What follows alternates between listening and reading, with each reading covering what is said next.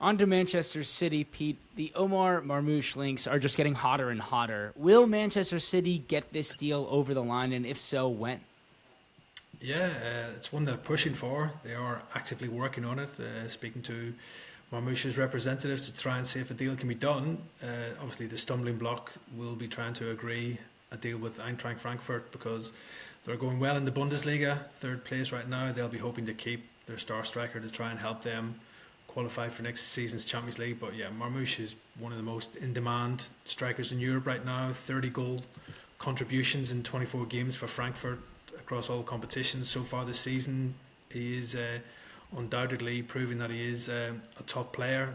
Manchester City, we know, been heavily reliant on Erling Haaland this season, having sold Julian Alvarez to Atletico Madrid last summer. Marmoush could be someone who could help sort of ease the burden on his shoulders, because if you look at the goals in the Man City team, I think we've got Haaland's got 21 goals in all competitions this season. Phil Foden's the next on 5. So there's a big gap there. So if they could bring in somebody like Marmoush, who could come in and fill that void left by Alvarez, who scored so many crucial goals for City over the years, he could be a good fit.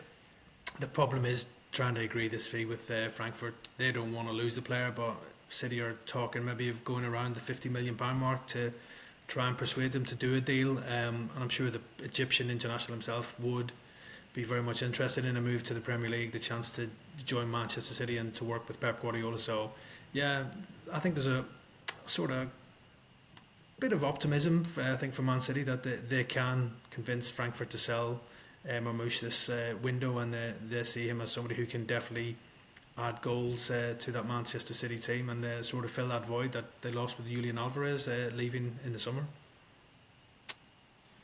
Paul, there's been big speculation, obviously, about Kevin De Bruyne's future. Do you think he's more likely to end up in Saudi after the season or with San Diego FC in the MLS?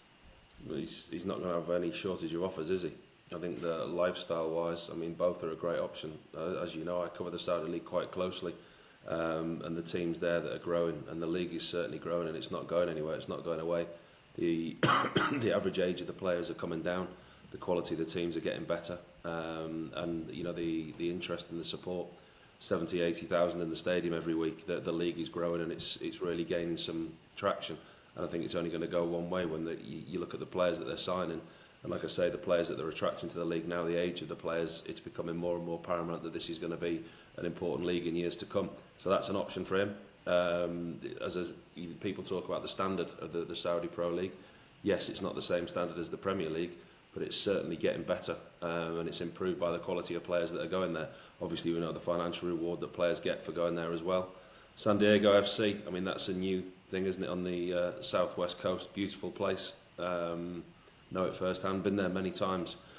And I know if I had the opportunity, it would be certainly between Saudi and San Diego. It's not a bad choice to have. The new franchise, San Diego, and I think the opportunity for him, it's his own personal ambition, what he wants to do for him and his family now, for Kevin De Bruyne. I'd be very surprised if he didn't do another season at Manchester City. I'd be surprised if it was at the end of this season that he left. I think there's still a lot more football left in him. Footballers go a lot longer now. He's fit, he's strong, and he's still contributing a hell of a lot to Manchester City.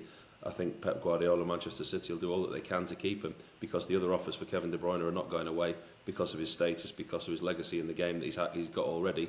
Those offers are always going to be there for him.